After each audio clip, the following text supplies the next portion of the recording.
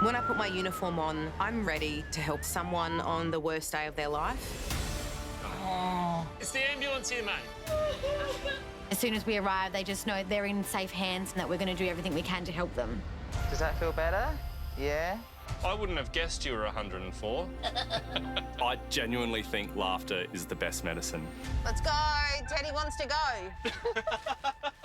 You're very brave. To know that you bring someone that's very unwell to hospital and they get better, it's one of the best feelings in the world. I promise I'll look after you. Second to God, these people. Let's get you in the ambulance, eh? I feel really proud to wear this uniform and I feel really proud to be a paramedic. You're right, mate. We'll look after you. On this episode of Paramedics, if you need to push us out of the way, priority is to get him out of the vehicle. A devastating head-on collision leaves a young man fighting for his life. Every bit of me screams, how on earth has anyone survived this impact? Oh, no, I've got chest pain and back pain. A heart racing out of control puts Dan on high alert. So it's stabbing me. If we can't get this to settle, that could be imminent death. And can sisterly love help a schoolgirl in shock? Give her a cuddle, honey. What a cutie.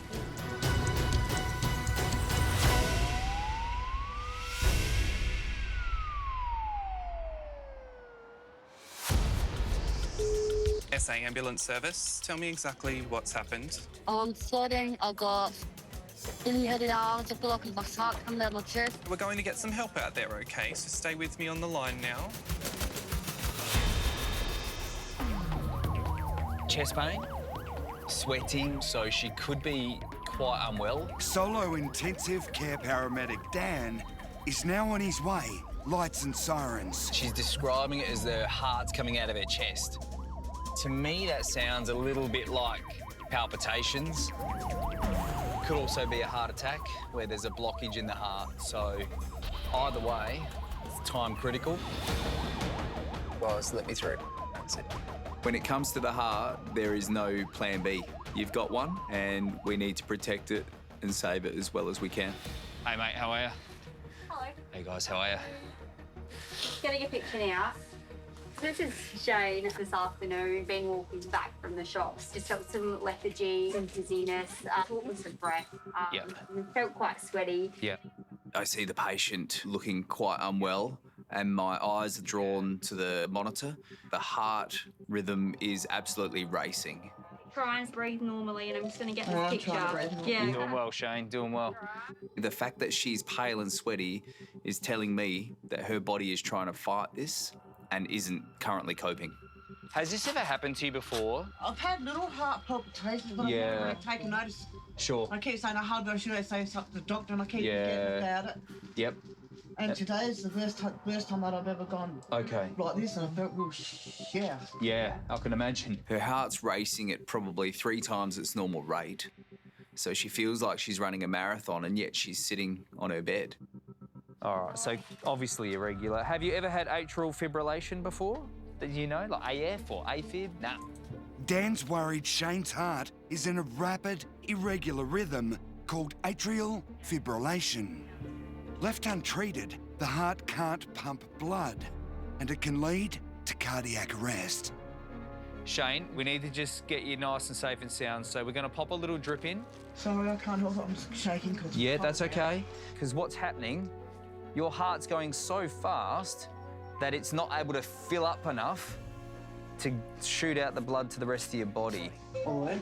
I'm sweaty again. Yeah. You're feeling worse again, are you? If we can't get this to settle, absolutely, Shane could go downhill really quickly.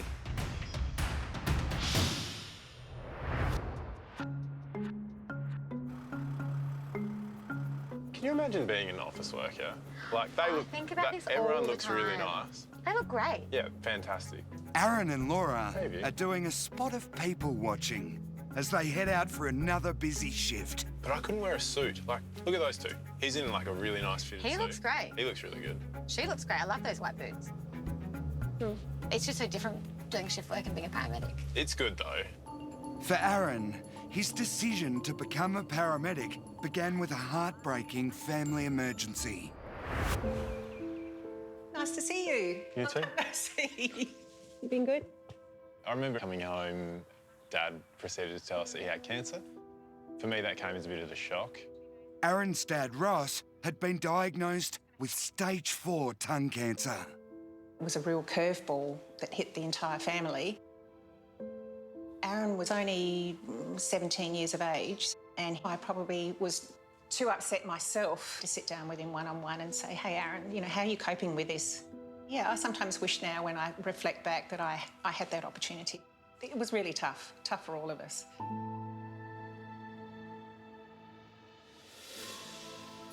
I'm just missing a few body parts, but there's nothing wrong with that, is there? No, no. Against the odds, Ross survived. Dad's really resilient. It wasn't just a year or two, it was 10, 15 years long. It's actually funny looking at these now, though, because we carry this equipment here now. So this, you carry all of that? We carry all that now, yeah. We had a couple of attendances from the ambulance at home when he was unconscious, and I saw those Paramedics go, hey, they're looking after my family member. And I'd like to do that for someone if I could. 10 years later, Aaron has qualified as an intensive care paramedic. He's a lovely boy, isn't he, eh? Dad absolutely influences how I deal with patients at work. You can't control everything in life, and sometimes things give you a curveball, but you still got to catch it. Yeah, possibly. It's going to be a carving tree thing. Pulse ring on. Yeah, Roger. Carvey Trivert, cuts to face, airbags deployed. His patient's still in the car. Roger, seems to be pinned. This is a little bit serious, this one. We're driving to this job and we're thinking potentially every single body involvement, like head, chest, abdo, legs. There's not one thing that we're not worried about. Bleeding coming from the mouth through broken cheekbone. We need to be switched on, ready to go. Patient snoring and not breathing effectively. Oh. Snoring often is an indication that your brain might not be getting enough oxygen. When a patient's critically unwell, the first thing that someone generally refers to is they sound like they're snoring. There's blood around the mouth and he's not really awake. Every bit of me screams that this isn't going to be good. Traffic is horrible. Yeah. In situations like this, it's really easy to get emotionally hijacked. You're driving lights and sirens in really busy traffic. You're going to someone who's unconscious, pinned in a car. It's really important that you try and stay calm. Oh, lady. This is as serious as it gets.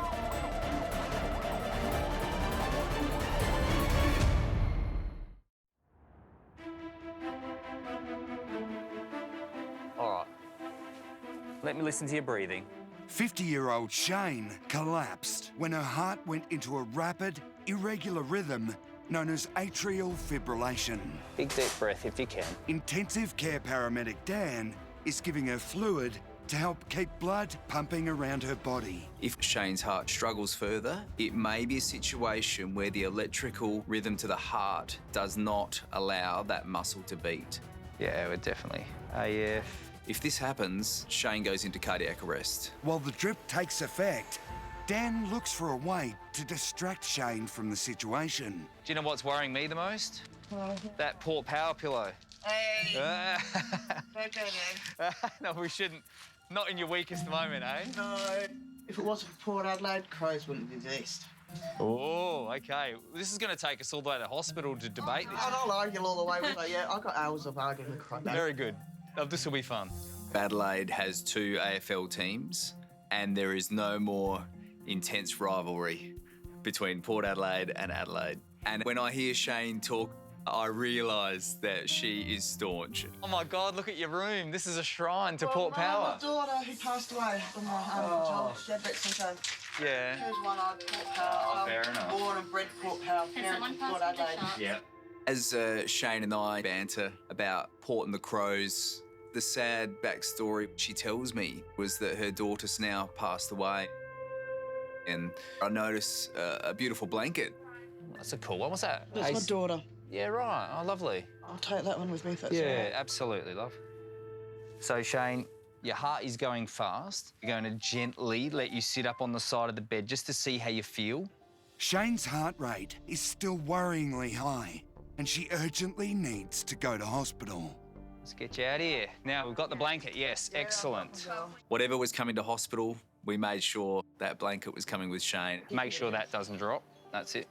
And on that blanket were pictures of her daughter in all her Port Adelaide colours, and I could see the joy that the footy had brought for the family and amongst their hardships. You got your lovely daughter on there. I realised that blanket symbolises not just the memory of her daughter, but in many respects that her daughter is with her. I'm sweating again. Yeah, you're having little patches of it. We can slowly head off, thanks. Yep. So BP's 155. No, all right. Right now I've got chest pain and back pain. We're going to pull over. I'll get another print out of your heart. Shane continues to keep me on my toes. Her heart begins to race again, and she's complaining of back pain now. What's changing? Just back pain. Back pain? I'm sweating. Back pain might be from a blockage of the heart, but it can also be a tearing of the major vessels. How would you describe the pain? Someone's stabbing me. If they tear completely and we lose blood, that could be imminent death.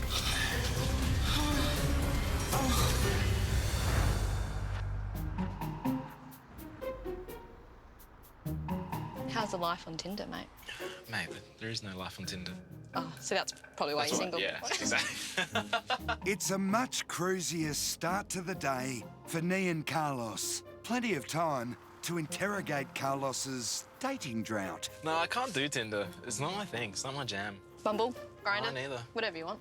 Whatever. Whatever floats your boat, really. No, more of a Gumtree type. Gumtree, a Facebook marketplace. A priority 2 for a 73-year-old female. Looks like she's had an accidental fall and she can't get up. But the banter quickly comes to an end when a job comes in for an elderly woman in big trouble. Patient has only just regained consciousness and been able to get to a phone. It's really upsetting to see this job come through because we don't know if she's been here for hours or days, which is worst case scenario. Patient has pain in right hip and leg from fall. Patient also has severe groin pain. It sounds like she's probably fractured her hip and she somehow dragged herself from the floor to get to the phone to give us a call. Guessing she must be living by herself. Yeah. No one was able to find her and assist her up.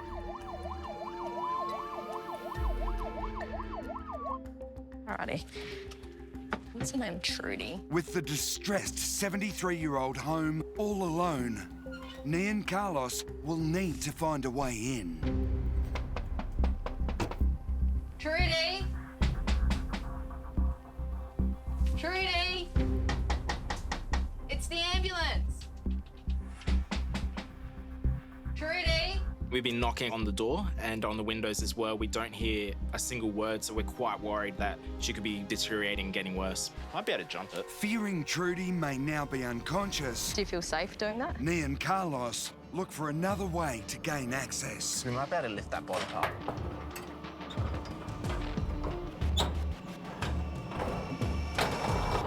Oh my God. I think you've got baby hands.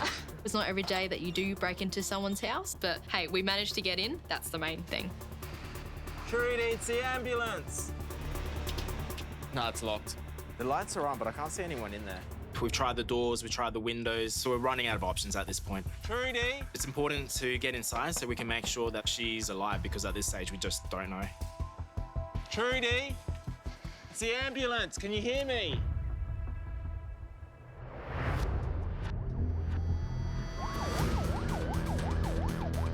Oh, okay. Yeah, mate. Aaron and Laura have just arrived at the scene of an horrific car crash. A young man is trapped and fighting for his life after he accidentally ploughed his car into a tree. Hello, how you going? As we arrive on scene, it's chaos. There's people everywhere. There's another crew on scene. And I get a glimpse of the car and it is totaled. It is more crumpled than I've ever seen a car in my entire life. And I'm thinking, how on earth has anyone survived this impact? As an intensive care paramedic, Aaron will lead the large team of emergency workers gathered at the crash site. Hello, how you going? Can I just see his legs? So his legs are free. All right. I think we go, if he's got an airway issue, let's wrap it extra, okay? Just give me 1 sec. I'm going to advise what we're doing. He's not pinned any fast way, so he just needs to come out. We don't care how. Sometimes we'd be worried about people's spine and keeping them aligned and things like that. He's past that. We just want to get him out of the car now so we can start treating him right now. All right, we're going to cut this door out to start with, then we'll take the people around next, right? Can I get a rough time frame? It'll take 5 to 10 minutes. Okay, perfect. For now, the driver is still breathing. I want the shears off. But with so many potentially fatal internal injuries from the force of the crash, the clock is ticking. We want him out within 5 minutes. I want you to cut this door. Perfect. All right, I'll get through here. You're right, mate. We'll look after you. As I see this man more closely, I know he's in a world of pain. Ketamine. Thank you. You're right, mate. Just relax. I've got to hold your arm, sting in your arm. Just because a patient can't talk to you back and say that they're in pain doesn't mean they're not scared. The patient's driver's license has now been found. The young man is 27-year-old Dylan. We get in our cars every single day and we never think anything like this is going to happen. There's lots of blood here. Can I get a gauze? Can someone hold his arm, please? Dylan and I, we're the same age. I'm 27, he's 27. And all of a sudden this life-changing thing has just happened to him. I'm just going to get you out of this car as soon as we can, okay?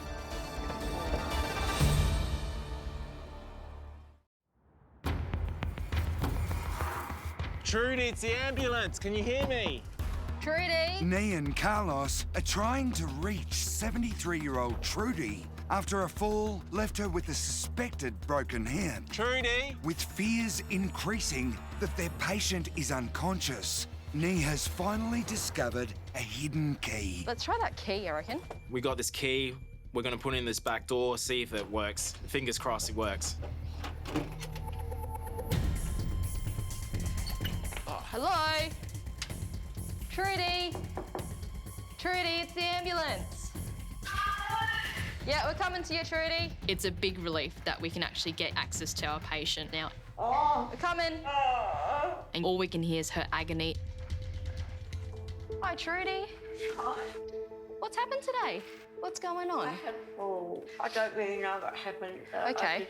I kind of stumbled. Okay. And I landed right on my head. Right on your hip. Yeah. Okay. I think I blacked out for a while. You think you blacked out? Okay. Because of pain. Okay. So I'm looking at Trudy and she's tiny, she's 40 kilos at max. It's actually really sad to see her all alone by herself in so much pain. Can you stretch out both your legs? So if you straighten this leg out, is that okay?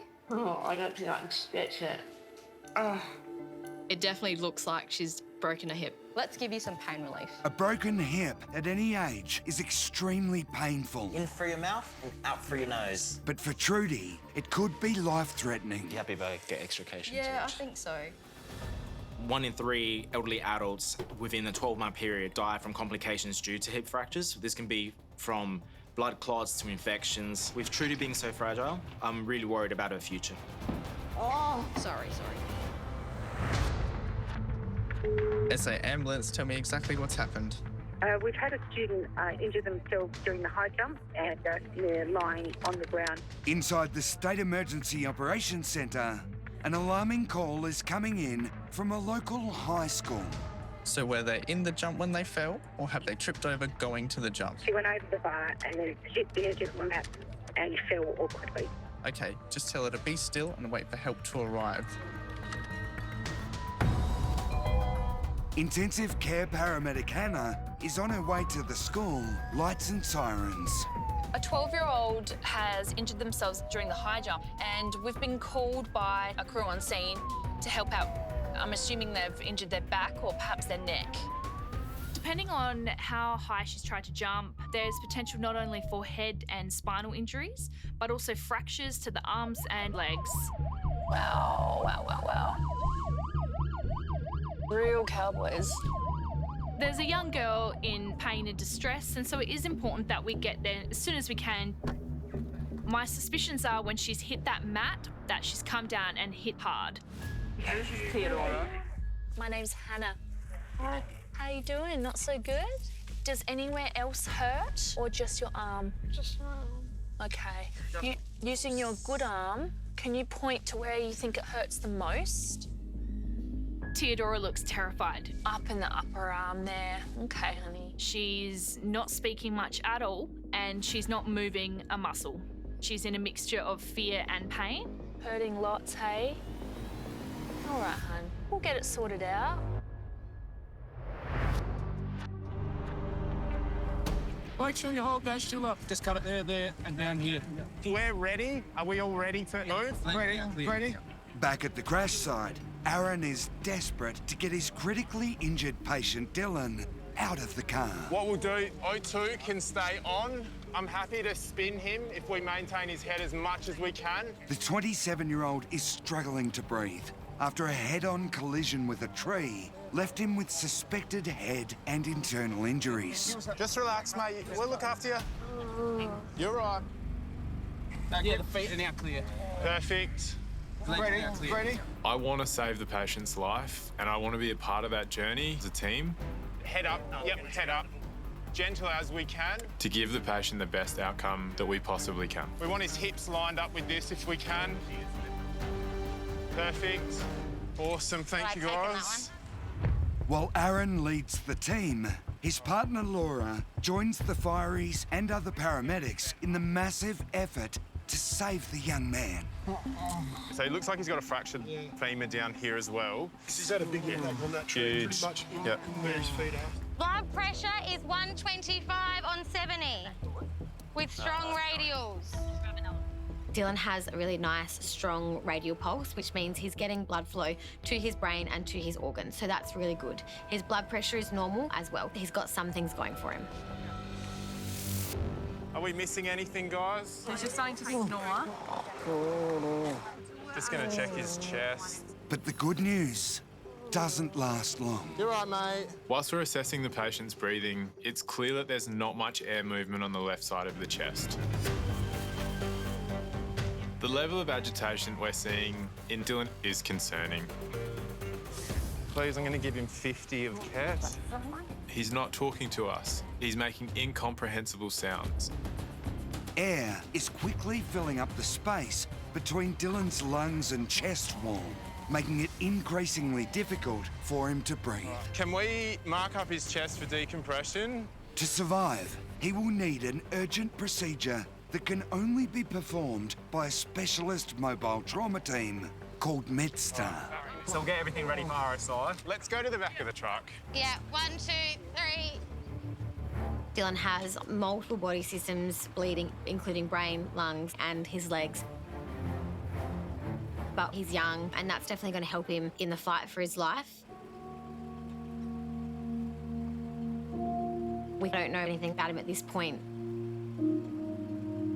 He's someone's loved one, he's someone's son, he could be someone's father. Or something for this. That just makes it more important. You're right, mate.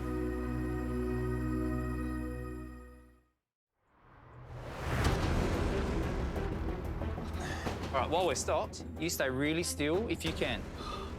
50-year-old Shane's heart rate has taken a turn for the worse, and she's now also suffering from severe back pain. Just going to take a picture of her heart again while we're stopped. Yep. Intensive care paramedic Dan is worried the passionate footy fan could have a potentially fatal blood vessel tear in her heart. Oh. That stress. Yeah. Okay. Are you good to keep tracking? Yeah, let's keep tracking. Oh. I'll check this blood pressure once more. 220. So it's Okay, all right. not great. It's trending better. Yeah. So after checking Shane again, I can see that her blood pressure is holding. So I must admit I breathe quite a sigh of relief at that point. I just need to get it really quickly to hospital.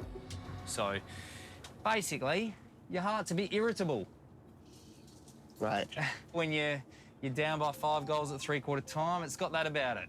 So, yeah. I don't know how my poor daughter felt. Yeah. Because she had Rett syndrome. Oh, really? Yeah. Rett syndrome is a devastating degenerative disease that leads to a reduced life expectancy, mainly in girls. You said she passed? Passed away due to having a seizure and it cut the oxygen to her brain. But she saved 9 lives.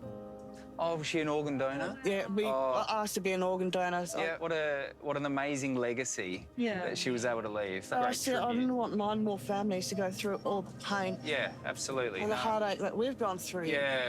Organ donation, we all know the start of that process is such a tragedy, but from that, I guess, new life really is born, and I'm sure it gives Shane such huge comfort to know that her legacy lives on and that she's made such an impact to 9 other people. I think it's phenomenal.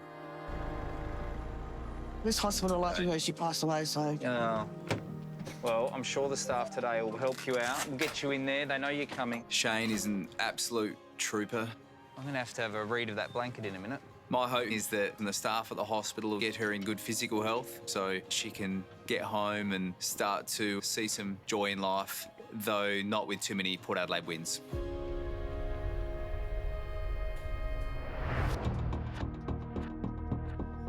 And it doesn't hurt in here. Nothing over here. Nah, and this feels okay. So it's really all just down here, isn't it? 12-year-old Theodora crash-landed at school while attempting a high jump. Intensive care paramedic Hannah is worried about head and spinal injuries, but the schoolgirl's left arm is the obvious problem. There's lots of swelling and deformity. Looking at Theodora's arm, it becomes pretty obvious it's not just a small hairline fracture. I suspect all her body weight has come down on the arm and snapped it all the way through. It's all right, honey. Silly high jump, hey? Yes, that's good.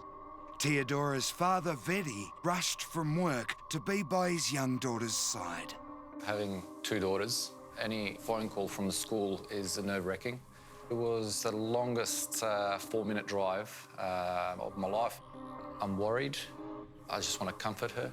It's okay, honey. Dad's here, though. What we might need to do is give you some more pain relief and then take you to the hospital. All right, sweetheart. It's going to be a tiny little scratch. Well done. Well done. You're such a brave girl. You're okay. What's upsetting you the most, hun? Suddenly, the shock of the accident hits home. See, Nephew. See your sister. And the brave 12-year-old desperately needs the comfort of her little sister. Oh, is your sister here? Yeah, she I look across at Theodora and I can see that finally the damn wall has broken. She's been tough for as long as she can, and yeah, that breaks my heart for her.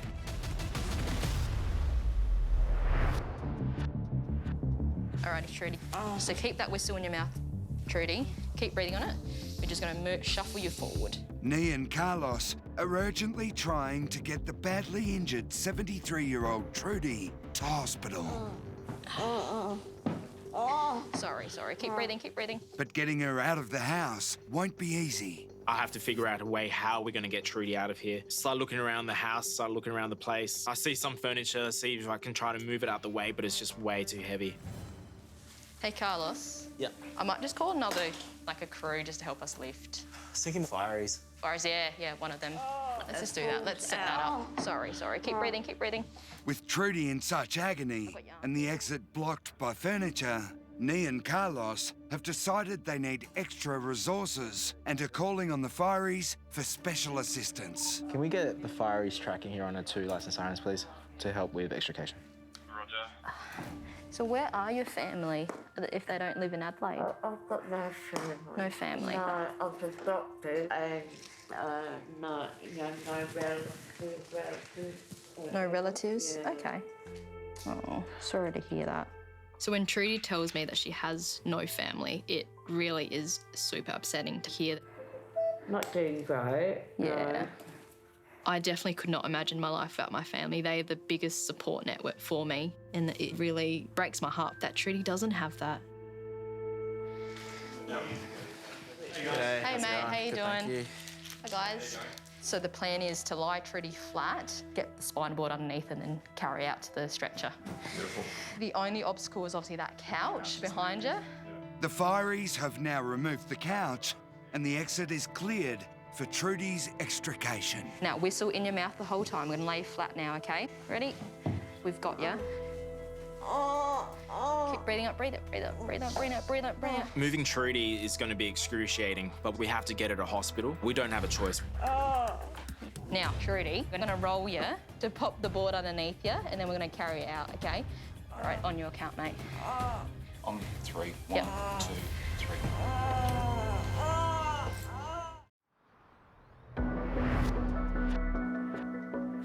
You're okay, darling. We're gonna lift you up now. Intensive care paramedic Hannah is preparing to move Theodora after the 12-year-old badly injured her arm during high jump practice. So what I need you to do is use your whistle and roll towards me. Can you do that? You're doing so well, all right? Now, I'm not gonna pull it in any funny way. Clearly, Theodora is a bit stressed at the thought of us moving her arm and causing worse pain than she already has, but it's necessary for us to roll her onto the spinal board and up onto the stretcher, just in case she's got an injury somewhere else that we don't know about yet. And 1, 2, 3. You're doing so well. Oh, who's this? Theodora's little sister, Nevena, has been picked up by Mum Covey and brought in to provide some much-needed support. Do you want to say hi? Yeah. Oh, it's okay. Give her a cuddle, honey. What a cutie. When I see tiny little Nevi come onto the scene and give Theodora a big cuddle and a kiss, I just think it's the sweetest thing. Nevi coming into the scene has broken the ice a little bit for the family in general. You have to do all her chores now. It's really nice that everyone can take a bit of a breath and just relax a little bit more. All right, Theodora, we're gonna put you in the ambulance now. Theodora is being taken to the Women and Children's Hospital for specialist paediatric care.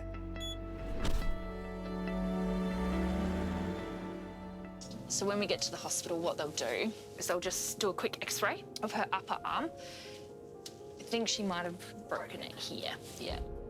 When you see your child lying there in that pain and you can't do anything, you can't cuddle her, you just have to hope that she's in the best hands with the paramedics. You've done such a good job. You're a very brave kiddo, you know that? Very tough. We are going to Europe, so... You lucky girl. Where are you going to go? Do you know the places? Turkey, Italy. Wow.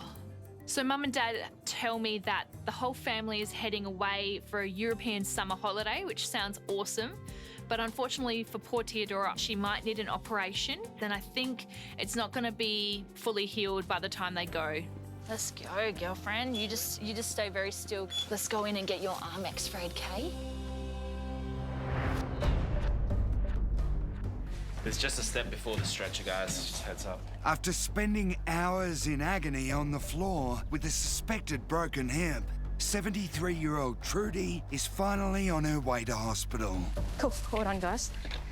Alrighty, let's get you in the ambulance, hey? Cheers, guys, thanks for your help. Pleasure.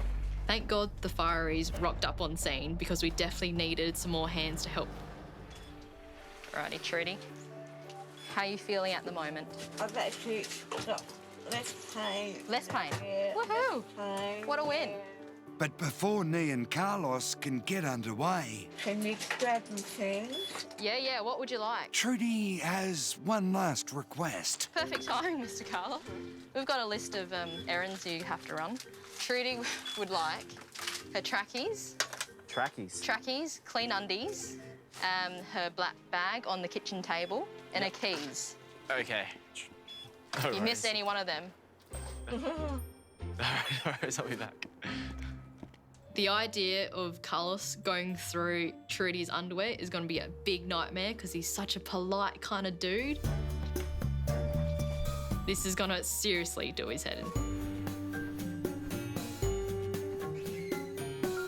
It's not what I signed up for, going through people's drawers, collecting people's underwear. But if people need us, that's what we're here for. Yeah. I like to think things will get better, but Well, things might get better. I think today might be the turning point, maybe. Alrighty, got it all. Alrighty. Yeah, beauty. yes. All right, we're just heading off now, okay?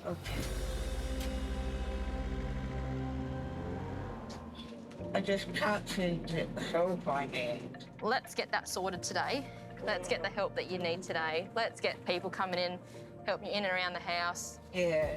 I like to treat people with kindness and respect and treat them like any other human being. Sorry, I'm fiddling with your arm so much, trying to get a blood pressure. I feel like that treats 90% of what we see. I'm pleased you came so soon. Trudy will be taken straight through to emergency to determine if she's broken her hip. Alrighty, Trudy.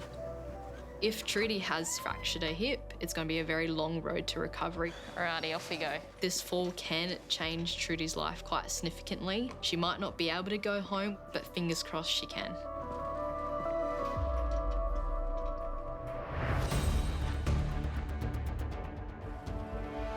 All right, let's restart.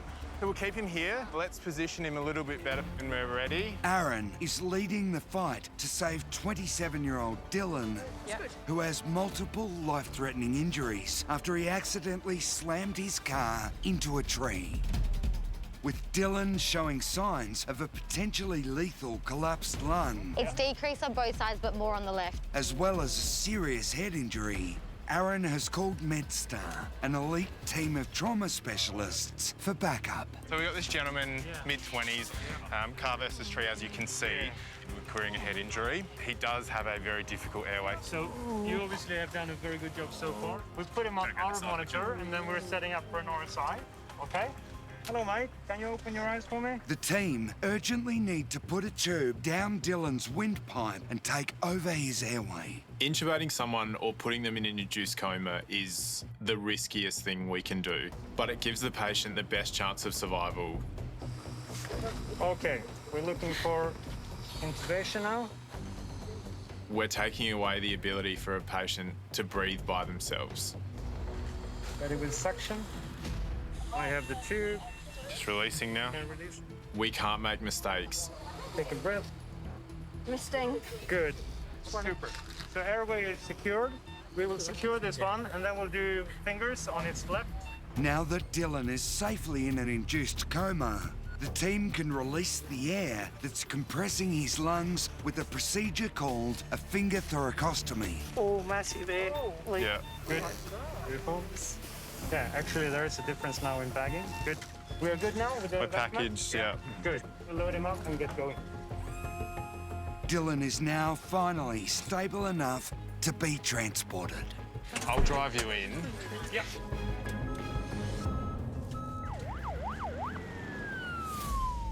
Would be about 15 to 20. I know this guy's critically unwell, and I keep thinking to myself over and over again, About 5 minutes, guys. just make it to the hospital, just survive. I know if we get Dylan to hospital, there's still a chance that we can save him.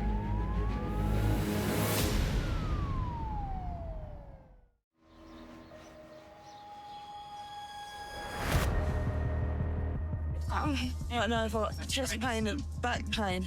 I'm sweating. 50-year-old Shane was rushed to hospital with a racing heart and severe back pain. Still got someone stabbing me. Luckily, her test showed no sign of a heart attack, and Shane was sent home with medication. Under the banky. Cuddle time. At the moment, I'm pretty well. I feel healthy. I feel good in myself. I still have palpitations every now and then. But other than that, I feel a lot better than I was on that day. A year ago, Shane tragically lost her daughter Paige to Rett syndrome. And that's her having cuddles with her dad. Shane credits her memorial blanket for giving her the strength to pull through. I couldn't have gone without that. Just made me feel secure. I thought, I'm going to get through this, I'm going to be here. My youngest needs me and my hubby needs me. So either way, I was determined that I wasn't going to go anywhere. You got kisses for Nanny? Got kisses? Hi, Trudy. What's happened today? What's going on? I had fall. After hours alone on the floor with an excruciating suspected hip fracture, All right, so plan is feet first, out that way. 73-year-old Trudy was finally rescued, but there were fears the injury could be life-threatening. If she hadn't called us, she could have died. X-rays revealed Trudy did have a broken hip, but 10 days after surgery, she was up and walking again and has taken Nee's advice to get the support she needs at home. You're such a brave girl. 12-year-old Theodora was practicing her high jump when she crash-landed at school and injured her arm. In shock and extreme pain, Give her a cuddle, honey. it was a visit from her little sister that comforted her most. X-rays revealed Theodora snapped the bone in her upper arm, but fortunately didn't need surgery. Can I draw with you? Now on the road to recovery, Theodora and Nevena can get back to doing what they love. I love my sister, Nevena. She's my best friend. Words can't explain how much I love her. Nevi? Yeah? If you go anywhere in Europe, where would you go? I don't know. Probably go to Serbia. And the best news is, the family is still going on their dream trip to Europe. I want to look at the map. I don't know if we're Rome. Me too. I want to go to Rome too. I'm going to Europe. I'm super excited to see the Leaning Tower of Pisa and the Colosseum in Italy, and to see my family in Serbia. Can we swim there? He just needs to come out. We don't care how. A catastrophic crash into a tree left young Dylan fighting for his life, prompting a major rescue operation. You're right, mate. Just going to get you out of this car as soon as we can, OK? Despite Dylan having multiple life-threatening injuries, We're good now? We're packaged, yeah. Good. And then we'll load him up and get going. Aaron managed to get him to hospital alive.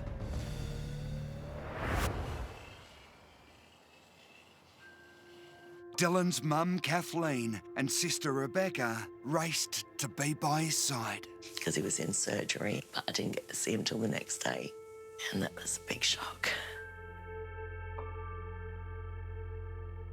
After 5 days fighting for his life, Dylan suffered a major brain bleed and sadly passed away.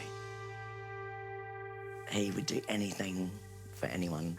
Always wanted to help. He was trying to become a tattoo artist. We found out after his passing, and he did some amazing drawings. How can your son actually be gone? It's supposed to be you first, not the children. Did you put the tinsel on his head? I think he did. He did it himself. Covered in chocolate. Despite their devastation, That's a nice photo. I love his haircut there. Kathleen and Rebecca are grateful to all the emergency services whose help that day gave them the time to say goodbye. If it hadn't been for the paramedics, he would have died there and then. We wouldn't have got that time. It was hard, but it was good.